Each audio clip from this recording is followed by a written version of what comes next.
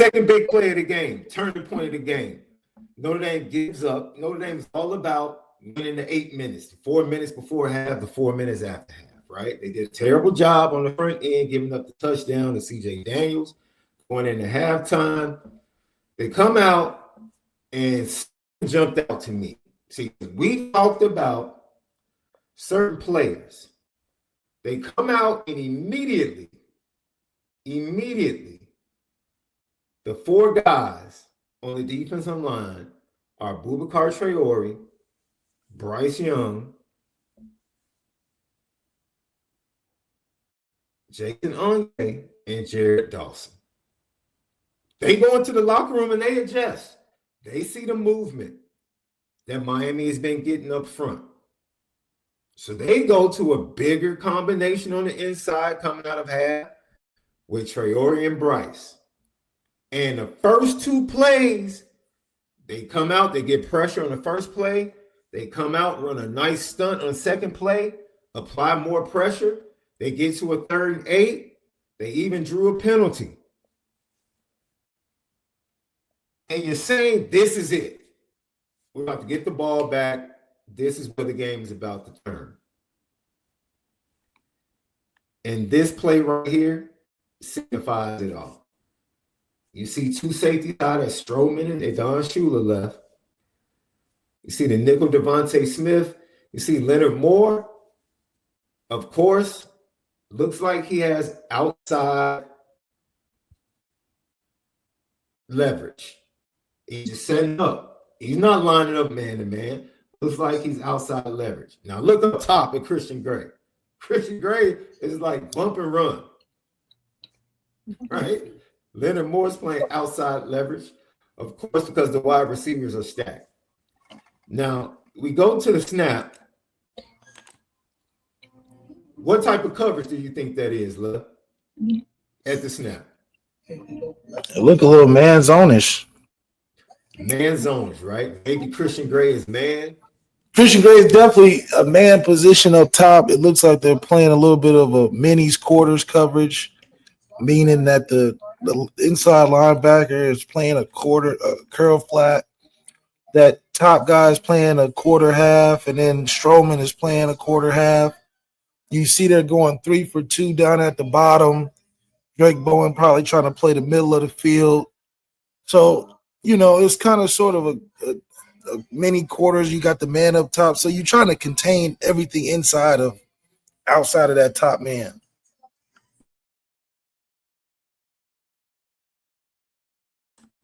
That's beautiful, love.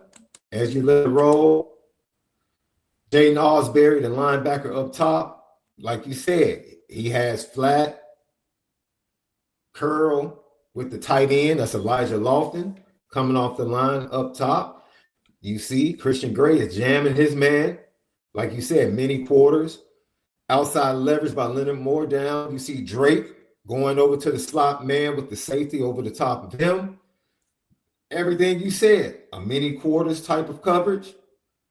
And I have no clue what happens right here because Elijah Law has just blown assignment, man. The biggest play right here to me.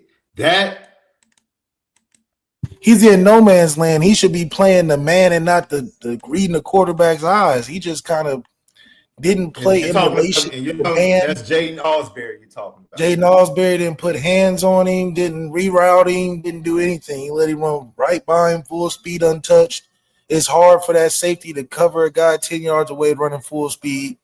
Jaden Osbury, if he's reading the quarterback, read his eyes or feel and get underneath routes. He just stood in no man's land. So maybe he was a hook player, but the coverage wouldn't call it for me. So let's go back and look at it again, Left. So let's focus on Jaden Osbury since you pointed him out. Right now, he shouldn't walk out over the linebacker. He still needs to stay in the box to make sure that he gives Carson Beck, a pre-snap that we're here. We have the run covered.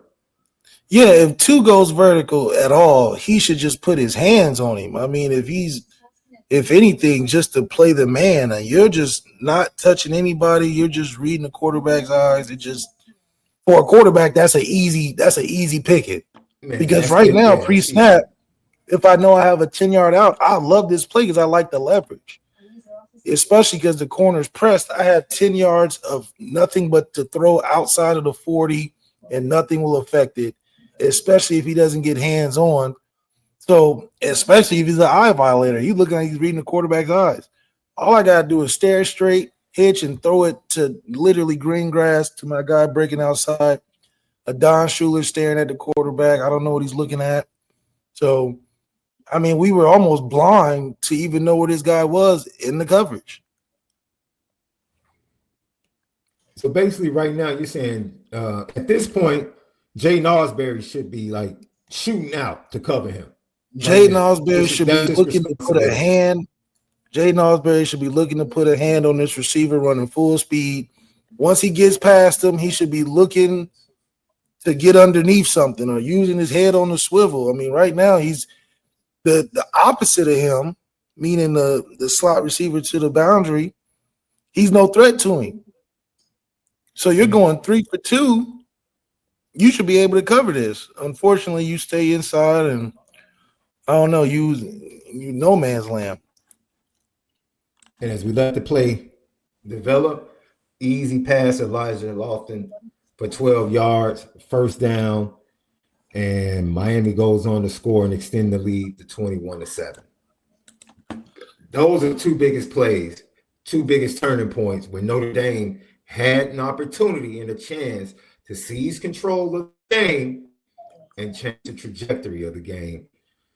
Miscommunication defensively, and everything you pointed out with C.J. Carr offensively. Notre Dame situationally, if they perform the way they should have in those two plays, the game looks totally different.